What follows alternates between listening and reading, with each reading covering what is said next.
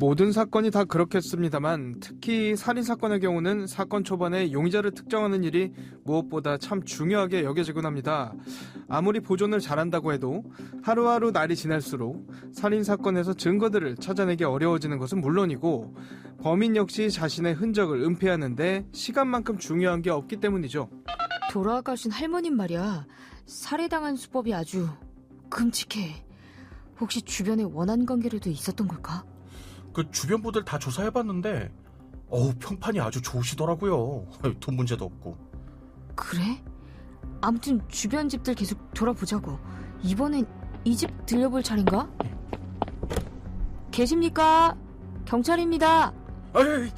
아이 경찰이 왜 그렇게 갑자기 근처 할머님 소식 들으셨죠? 탐문을 좀 하고 있습니다. 불편하시겠지만 협조 좀 부탁드릴게요. 근데 뭘 좀 태우고 계셨나봐요?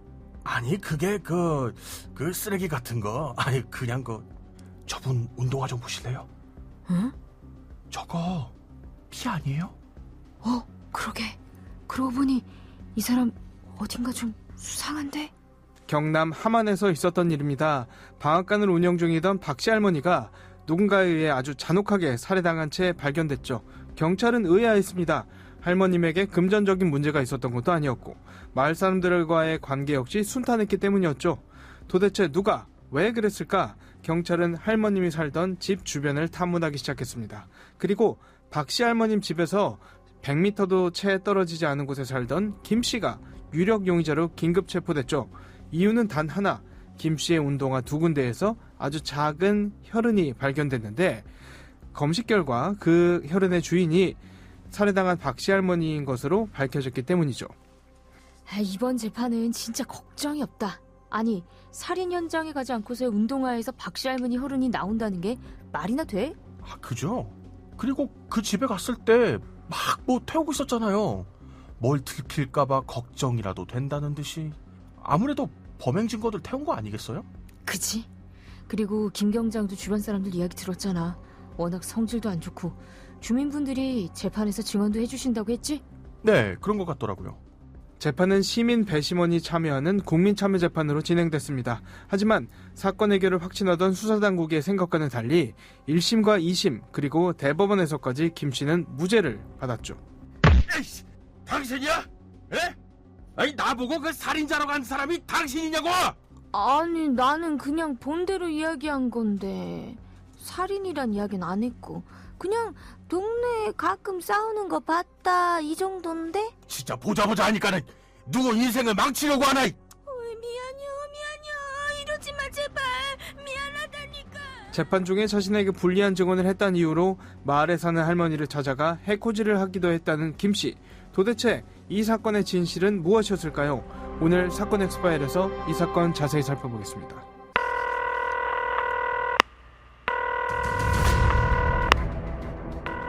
사건은 보이는 것보다 가까이 있다. 이원화 변호사의 사건 엑스파일. 안녕하세요. 사건 엑스파일 이원화입니다. 오늘도 로엘 법무법인 권지한 변호사와 함께합니다. 변호사님 어서 오세요. 네, 안녕하세요. 권지한 변호사입니다. 경남 함안의 한 작은 마을에서 발생했던 사건인데요. 어느 날 해당 마을에 살던 한 할머님이 살해당한 채 발견되는 그런 사건이 있었죠. 네, 이 사건은 2010년 2월 21일 오전에 작은 마을에서 방앗간을 운영하던 한 할머니가 무참하게 살해된 채로 발견된 사건입니다. 당시 피해자인 이 할머님은요, 자신이 운영하던 방앗간 바닥에 쓰러진 채로 발견됐습니다. 그리고 이 피해자의 시신 위로는 부직포 같은 물체가 덮여 있었습니다. 부직포 같은 걸로 시신을 덮어놨다 말씀해 주셨는데 보통 이런 경우를 보면은 면식범인 경우가 많죠? 맞습니다. 경찰도 그러한 점에 주목을 해서 사체가 부직포로 덮여 있다는 점을 보고 가해자가 면식범일 거라고 추측을 했습니다. 얼굴을 보기 좀 어려워한다는 이런 측면이죠? 네, 맞습니다. 네. 그리고 당시 이제 사건 현장을 보니까요, 살해 당시 발생한 혈흔들이 있었습니다. 그래서 수사기관은 이 혈흔들을 근거로 해서 가해자의 당시 동선을 추측할 수 있었는데요. 가해자는 마치 방앗간의 구조를 너무나 잘 알고 있었던 인물처럼 보였습니다. 네. 현장에서 혈흔은 사체와 방앗간 내에 있는 우물 사이에서 연결이 되어 있었고요. 경찰은 이 동선을 추측해 보니까 우물에서 가해자가 어떤 행동을 했던 것으로 추측을 했고 그 우물 안에서 살해 도구를 발견할 수 있었습니다. 네. 살해 도구는요, 바로 쇠 망치와 시멘트 벽돌 2개였습니다. 지문 같은 건 혹시 안 나왔나요?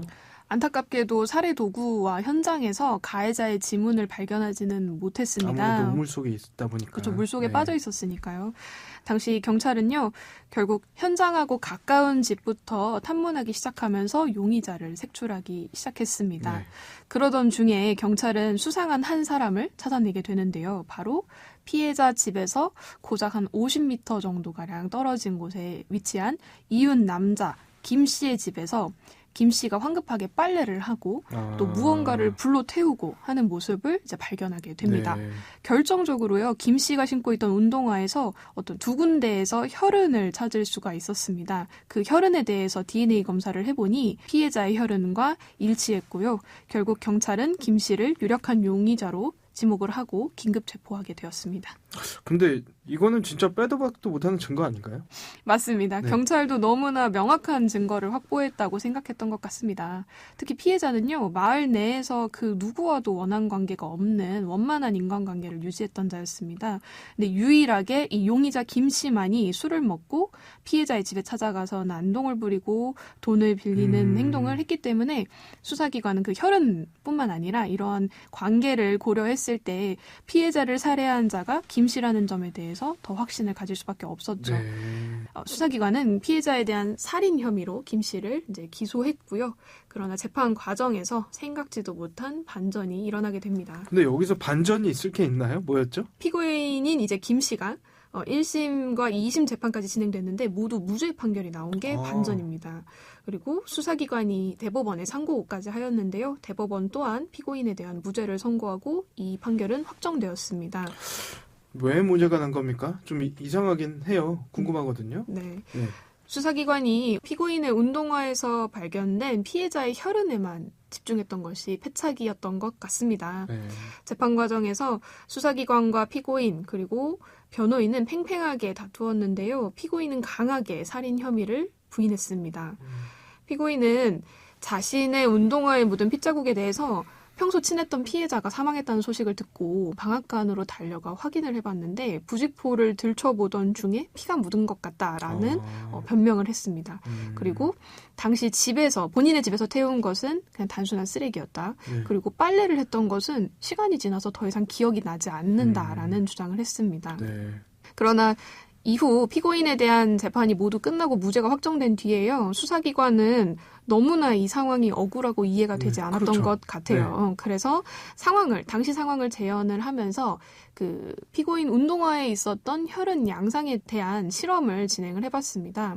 피고인의 주장과 같은 부직포를 들추는 행동만으로는요, 사건 당시 김 씨 운동화에 있던 혈흔과 같은 양상이 나타나지 않았거든요. 네.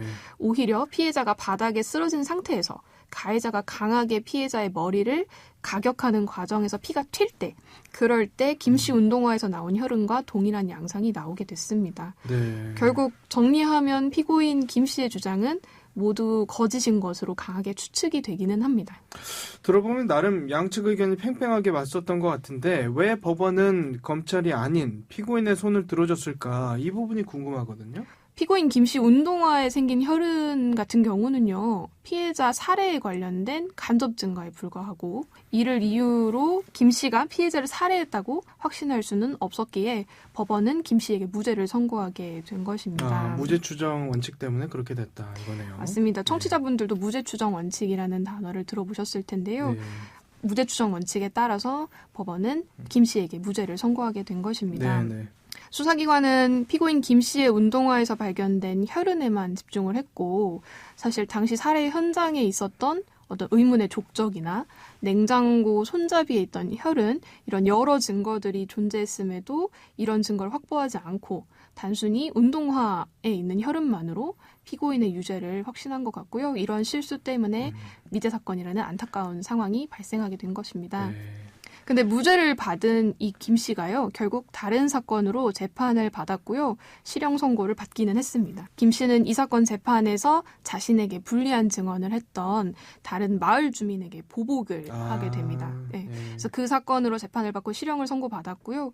결국 이 방앗간 피해자 할머니 살해 사건은 김 씨가 아닌 다른 유력한 용의자가 나타나지 않는 한은 영원히 미제로 남을 것 같습니다. 그래서 네. 매우 안타까운 상황이라 할 수 있겠습니다. 네. 유력 용의자가 무죄를 받아 오랜 기간 미제로 남아있는 사건 살펴봤는데 이런 비슷한 케이스가 하나 더 있죠. 전남 광양에서 발생했던 살인사건인데요. 어떤 사건이 있었던 겁니까? 네, 이 사건은 버스 터미널 주차장에서 한 여성이 자신의 승용차 안에서 사망한 채로 발견된 사건입니다. 당시 사망한 여성은요, 이혼 이후에 우울증과 불면증으로 매우 힘들어하고 있는 상황이었습니다.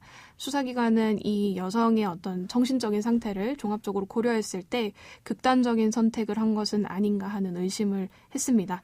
그러나 경찰이 여성의 휴대전화를 발견하고 그 안에 문자 메시지를 본 이후로는 이 사건을 타살 사건으로 조금 수사를 진행하게 되었습니다. 네. 어떤 메시지가 있었길래 그런 거죠? 당시 피해 여성 휴대전화에는요, 하루에도 수십 통의 문자를 서로 나누었던 이 사장이라는 남성과 의 문자 메시지가 남아 있었습니다. 이 여성이 사망한 날에는요, 피해 여성과 이 사장이 이때도 문자 메시지를 나누었는데 이 사장이 이 여성에게 병원으로 가라 는 문자를 보냈습니다. 네. 이 병원이라고 하는 것은요, 피해자가 사망한 주차장과 불과 140m 정도만 떨어진 어떤 가까운 곳이었던 것이죠. 네. 경찰은 이 사장에게 추궁을 하기 시작했습니다. 당신이 보낸 메시지를 보고 피해자가 병원으로 출발한 것 같은데 이게 어떻게 된 것이냐라고 추궁을 했지만요, 이 사장은 아주 뜻밖의 대답을 하게 됩니다. 뭐라고 했는데요? 바로 이 사장은 난 그런 문자를 보낸 적이 없다라고 강하게 부인한 것입니다. 그래요? 본인 번호로 메시지가 왔는데 내가 안 보냈다? 그게 가능한 건가요? 이상한 일이기는 하지만요, 아주 불가능한 일도 아닌 것 같습니다. 수사기관은 통신사 협조를 받아서 확인을 해보았고 결국 이 사장의 동거녀이자 내연녀인 강모 씨가 피해자에게 병원으로 가라라는 문자를 보냈다는 것을 확인할 수 있었습니다. 아, 이때면 스마트폰 사용할 때가 아니니까 다른 번호를 입력해서 보냈을 수가 있겠네요. 그렇죠. 그 시절에는 보낼 수가 있었죠. 그렇죠. 네. 이 사장의 내연녀가 있었는데 본인도 내연녀면서 살해당한 이 여성과 바람을 피우고 있다 의심을 했고 그래서 이런 짓을 벌였다 이건가요? 맞습니다. 실제로 강 씨는요, 피해 여성과 이 사장 사이의 문자 메시지 내용을 이미 다 파악하고 있었습니다. 네네. 결국 강 씨는요, 피해 여성을 살해하기로 마음을 먹었죠. 이 사건이 일어난 날에 강 씨는 피해자를 만나고 강 씨가 먹고 있던 신경 안정제를 피해자에게 먹였고 이 사장과의 관계를 추궁하는 다툼을 좀 벌이다가요, 결국 강 씨가 피해자의 목을 졸라 죽였다고 모두 자백했습니다. 아, 그래요? 네. 결국 강 씨의 살인 혐의에 대한 재판이 열렸고요. 그러나 재판 과정에서 또 반전이 발생했습니다. 반전이요? 불안한데요? 네. 바로 강 씨가 갑자기 자신은 피해자를 살해하지 않았다라고 부인하기 시작한 것입니다. 갑자기요? 맞습니다. 강 씨는 1심 재판에 돌연 4회 기일에 이르러서 자신의 범행을 부인하기 시작했습니다. 앞서 살펴본 사건도 그랬습니다만 본인이 갑자기 마음을 바꿔서 무죄 주장을 한다고 해도 검찰이 준비한 다른 증거들이 탄탄하면 혐의 입증이 가능할 수 있는 거잖아요. 이 사건 같은 경우는 어땠습니까? 맞습니다. 하지만 안타깝게도 이 사건도 강 씨의 살해 혐의를 인정할 증거가 부족했던 것 같습니다. 네. 수사기관은 사건 당일 강 씨와 피해자 차량의 동선을 제대로 파악하지 않았고요. 피해자 차량 안에서 범인을 특정하고 확인할 수 있는 지문이나 머리카락 같은 증거도 전혀 파악하거나 확보하지 못했습니다. 결국 이 사건 강 씨의 혐의를 인정한 증거가 달리 없다는 이유로 무죄가 선고되고 만 것입니다. 결국 수사 초기 단계에서부터 증거 수집을 포함해서 치밀하게 수사가 진행되어야만 또 다른 미제 사건이 발생하지 않는다는 그런 점을 명심해야겠습니다. 사건 엑스파일 오늘 저희가 준비한 내용은 여기까지고요. 끝곡으로 유재하의 지난날 들려드리면서 이 시간 마치겠습니다. 여러분은 모두 변호받아 마땅한 사람들입니다. 사건 엑스파일 여러분 고맙습니다.